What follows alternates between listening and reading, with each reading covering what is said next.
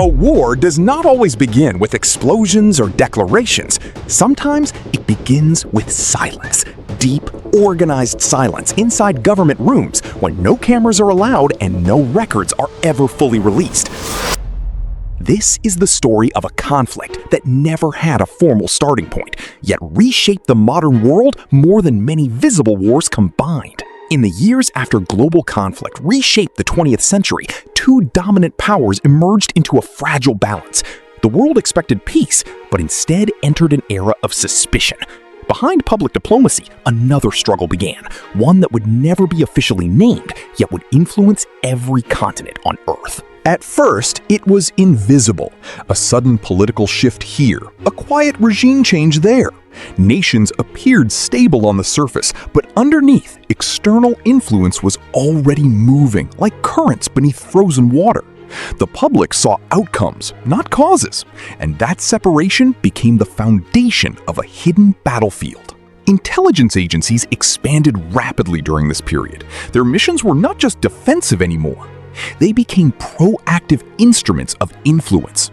In sealed briefing rooms, maps were marked, operations were approved, and entire regions were categorized not by geography, but by strategic importance. One of the earliest tactics was indirect intervention. Instead of open confrontation, influence was applied through funding, training, and political alignment of local groups. To the outside world, these events appeared internal, but behind the curtain, coordinated planning shaped the direction of entire nations. As the conflict deepened, misinformation became a weapon. Carefully constructed narratives entered global media systems. The goal was no longer just to hide actions, but to control perception itself. Truth and fiction began to exist side by side, indistinguishable to those outside the intelligence loop. A silent pattern began to emerge. Countries experiencing instability often showed similar invisible fingerprints. Rapid leadership changes, sudden economic pressure, and unexpected internal fractures.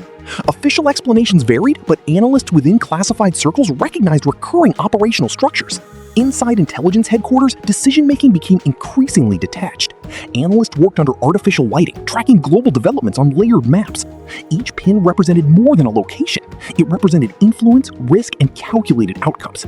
Human consequences were rarely part of the discussion. Yet secrecy has limits. In several cases, operations leaked unintentionally. Documents surfaced, whistleblowers spoke, journalists uncovered fragments of larger systems.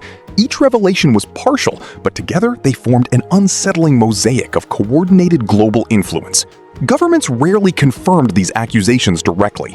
Instead, they responded with carefully crafted ambiguity, neither fully denying nor fully admitting. This maintained strategic flexibility while ensuring the public never saw the complete picture. As decades passed, the methods evolved. Direct intervention became less common. Economic systems, trade dependencies, and financial pressure became the preferred tools. Entire nations could now be influenced without a single soldier crossing a border. The most powerful shift was psychological. Populations themselves became part of the strategic equation. Public sentiment, cultural narratives, and media consumption patterns were studied and subtly guided. Influence was no longer external, it became internalized. Within intelligence communities, ethical concerns began to surface. Some operatives questioned whether the scale of interference was sustainable. Others believed it was necessary for global stability.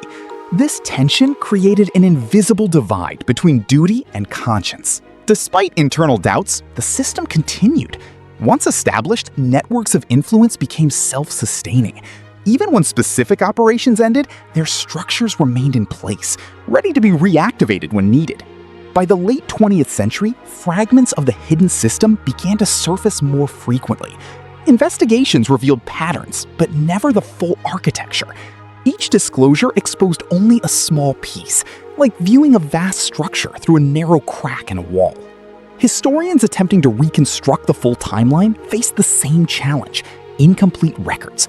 Classified archives, destroyed documents, and contradictory accounts made it nearly impossible to assemble a single definitive narrative. Still, one conclusion became difficult to ignore.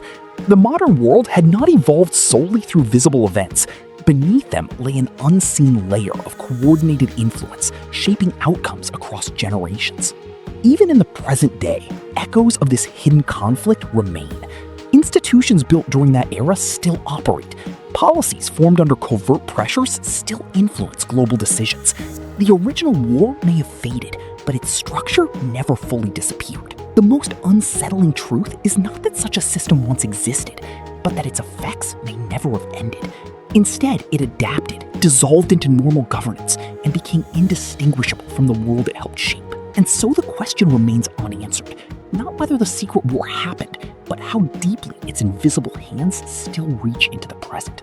Because some wars do not end, they simply stop being right.